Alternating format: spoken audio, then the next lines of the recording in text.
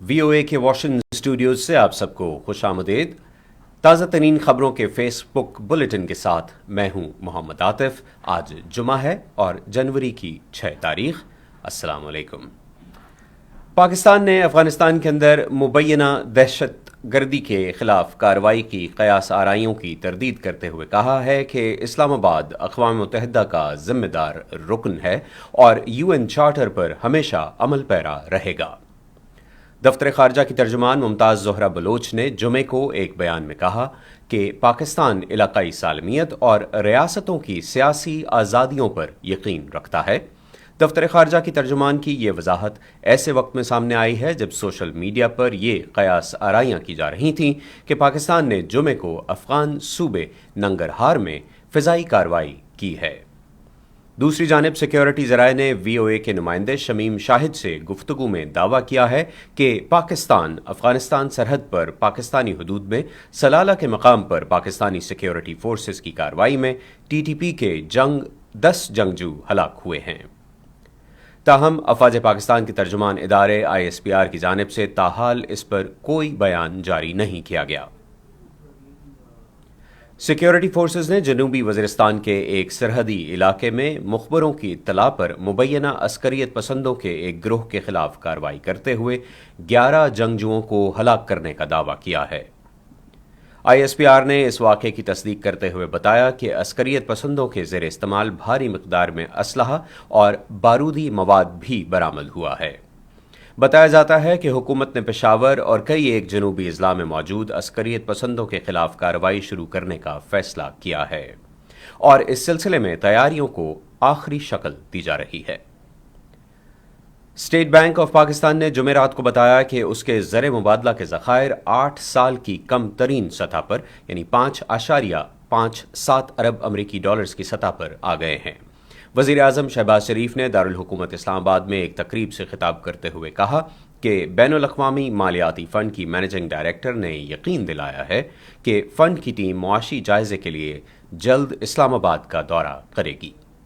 इससे कबल वज़ीर आज़म शहबाज शरीफ ने IMF की MD क्रिस्टलिना जॉर्जीवा को चंद रोज़ पहले फ़ोन करके रेवेन्यू के अहदाफ पूरे करने के लिए नए टैक्सों के निफाज से मुतल्लिक शराइत में नरमी करने पर जोर दिया था।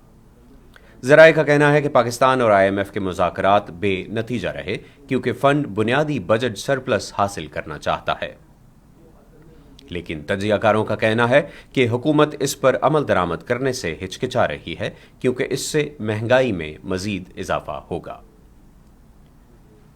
पाकिस्तानी अदाकारा कुबरा खान ने पाकिस्तानी फ़ौज के साबिक अफसर और सोशल मीडिया इन्फ्लुएंसर आदिल राजा की वीडियो के बाद सोशल मीडिया पर तज़हीक आमेज़ मुहिम चलाने पर अदालत से रुजू कर लिया है। कुबरा खान ने कहा कि बहैसियत पाकिस्तानी मैं अपना आइनी हक इस्तेमाल करते हुए अपनी इज्जत और वक़ार के लिए कानून पर भरोसा कर रही हूँ।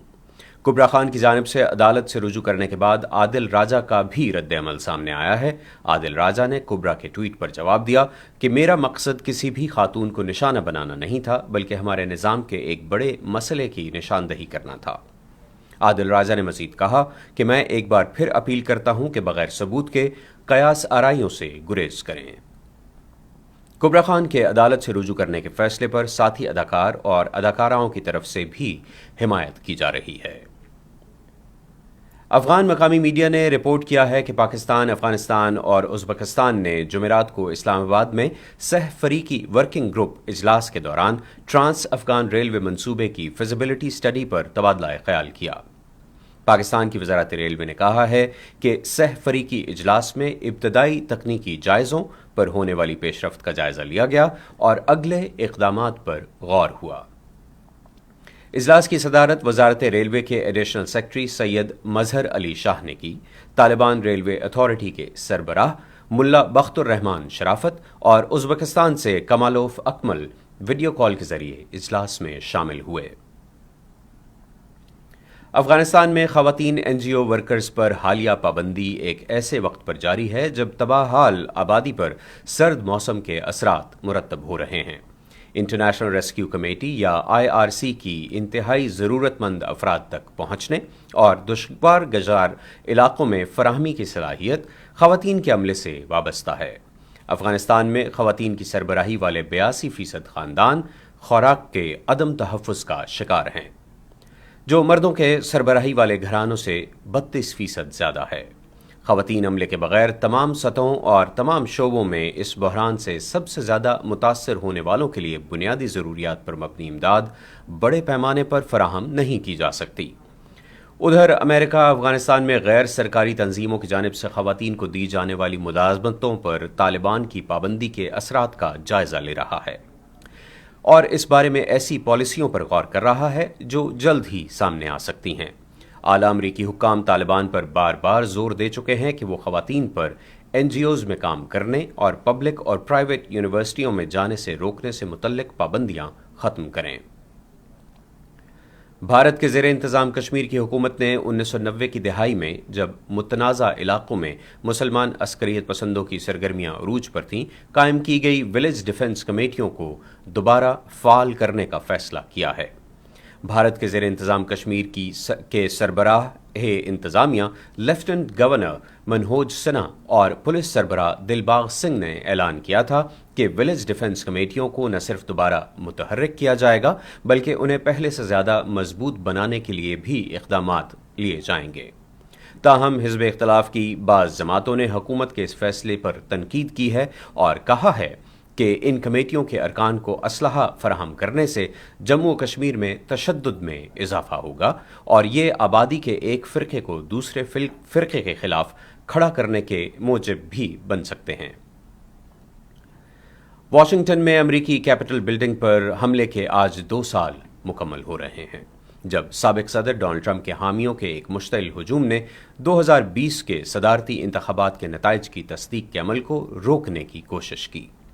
کانگریس کے ارکان کا ایک 2 طرفہ گروپ آج صبح کیپٹل کی عمارت کی سیڑھیوں پر جمع ہو کر ان افسران کو خراج عقیدت اور تحسین پیش کرے گا جو حملے کے نتیجے میں اپنی جانیں گنوا بیٹھے تھے یا زخمی ہوئے تھے۔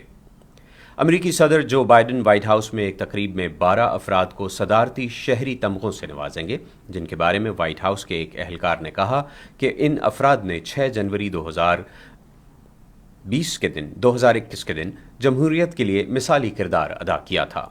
صدارتی شہری تمغہ امریکی شہریوں کی خدمات کو تسلیم کرتا ہے جنہوں نے اپنے ملک یا اپنے ساتھی شہریوں کے لیے مثالی خدمات انجام دی ہیں۔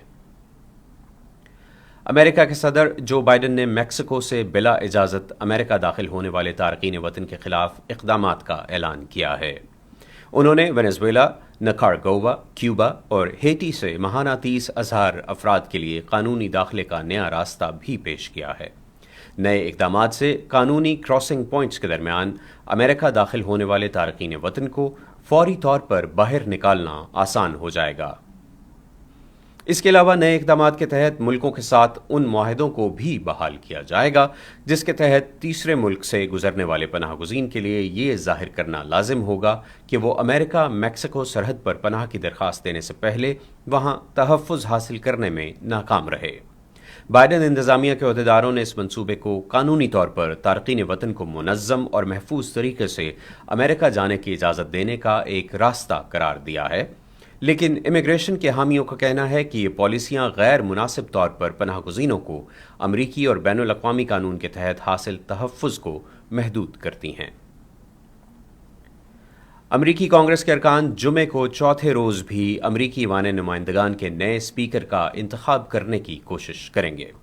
ریپبلکن پارٹی میں انتہائی دائیں بازو کے 20 قانون سازوں کے ایک گروپ نے کامیابی کے ساتھ کیلیفورنیا کے کانگریس مین کیون مکارتھی کو اسپیکر بننے سے روکا ہوا ہے، کیونکہ ان کا خیال ہے کہ وہ قدامت پسند مقاصد کے لیے بہترین انتخاب نہیں ہیں۔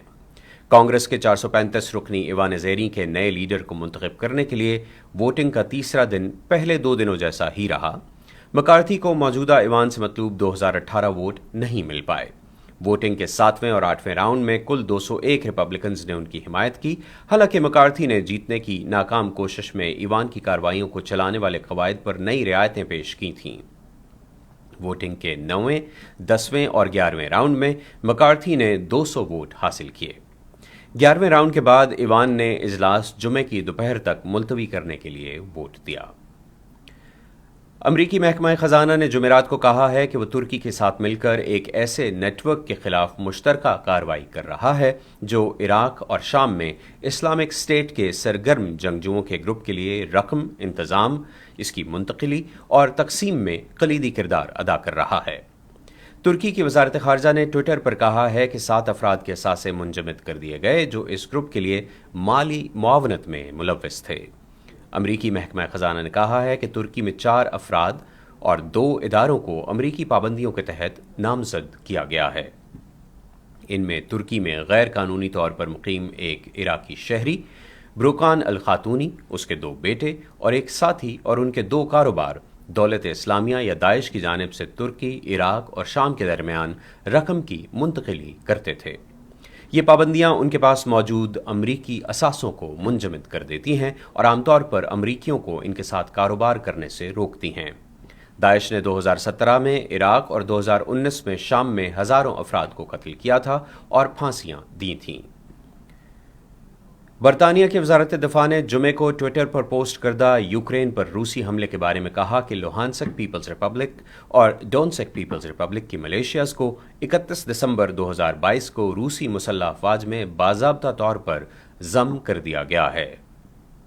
لوہانسک اور ڈونیسک کو بین الاقوامی سطح پر یوکرین کا حصہ تسلیم کیا جاتا ہے، تاہم روس ستمبر 2022 کے طے شدہ الحاق ریفرینڈم کے بعد LNR اور DNR کو روسی فیڈریشن کا حصہ قرار دیتے ہوئے اس پر اپنا دعویٰ کرتا ہے۔ امریکہ کے 2 دفاعی حکام نے VOA کو بتایا کہ امریکہ یوکرین کو فوجی امداد کے ایک نئے مرحلے میں بریڈلی نامی 50 جنگی گاڑیاں دے گا۔ امریکی صدر جو بائیڈن نے پہلے اعلان کیا تھا کہ بریڈلیز کو نئے امدادی پیکج میں شامل کیا جائے گا۔ اس بیان کی پینٹاگون نے تصدیق کی ہے۔ پینٹاگون کے پریس سیکرٹری بریگیڈیئر جنرل پیٹ ریڈر نے کہا کہ یہ ٹینک نہیں بلکہ یہ ٹینک کلرز ہیں۔ جنرل پیٹ ریڈر نے صحافیوں کو بتایا کہ اس سے یوکرین کے پہلے ہی سے متاثر کن بختر بند صلاحیتوں کو بھرپور تقویت ملے گی اور ہمیں یقین ہے کہ یہ میدان جنگ میں ان کی مدد کرے گا۔ جرمنی اور فرانس بھی یوکرین کو بختر بند گاڑیاں بھیج رہے ہیں۔ جرمن حکومت کے ذرائع نے جمعرات کو ایجنسی فرانس پریس کو بتایا کہ برلن اور واشنگٹن یوکرین کو ہتھیاروں کی فراہمی میں ایک نئے معیاری قدم کو مربوط شکل دے رہے ہیں۔ ان اہلکاروں نے نام ظاہر نہ کرنے کی شرط پر بات کی، تاہم ہتھیاروں کی قسم کی وضاحت نہیں کی۔ میڈیا رپورٹوں کے مطابق برلن مغربی ساختہ مارڈر انفینٹری فائٹنگ گاڑیوں کی فراہمی پر غور کر رہا ہے۔ جرمن وزیر خارجہ اینالینا بیرباک نے لندن میں اپنے برطانوی ہم منصب جیمز کلیورلی کے ساتھ ایک نیوز کانفرنس میں کہا کہ جرمنی مسلسل اس بات پر غور کر رہا ہے کہ فوجی مدد کے حوالے سے مزید کیا کیا جا سکتا ہے۔ انہوں نے مزید کہا کہ اس میں دفاعی ہتھیار اور روس سے مقبوضہ علاقے کو آزاد کرانے کے لیے درکار ہتھیار شامل ہیں۔ چین میں کووڈ کیسز میں اضافہ ہو رہا ہے اور امریکہ مسافروں کی نگرانی کے اپنے پروگرام کو وسعت دے رہا ہے، جو کہ نئی اقسام کا پتہ لگانے کے لیے ایک ابتدائی انتباہی نظام ہے۔ امریکہ اب لاس اینجلس اور سیاٹل کی شمولیت کے ساتھ 7 ہوائی اڈے ایسے ہیں جہاں رضاکار مسافر اپنی آمد پر اپنی جانچ کروا سکتے ہیں۔ Centre for disease control and prevention programme اب تقریباً 500 پروازوں کا احاطہ کرتا ہے، جس میں نصف سے زیادہ چین سے آتی ہیں۔ CDC نے چین، ہانگ کانگ اور مکاؤ سے آنے والے مسافروں کو امریکہ میں داخلے سے پہلے کووڈ کے منفی ٹیسٹ کی شرط بھی رکھ دی ہے، اور اس کے ساتھ ساتھ سائنسدان امریکہ پہنچنے والے ہوائی جہازوں کے استعمال شدہ گندے پانی کی مزید جانچ کر رہے ہیں۔ چین اس مہینے نئے قمری سال کے سفری رش کے دوران کووڈ پھیلنے کے امکان کو کم کرنے کی کوشش کر رہا ہے، کیونکہ ملک میں کووڈ پر قابو پانے کے بیشتر اقدامات کو ختم کیا جا چکا ہے۔ وزارت نقل و حمل نے جمعے کے روز مسافروں سے کہا ہے کہ وہ سفر اور اجتماعات کو کم کریں، خاص طور پر اگر ان میں بوڑھے افراد، حاملہ خواتین، چھوٹے بچے اور کمزور افراد شامل ہوں۔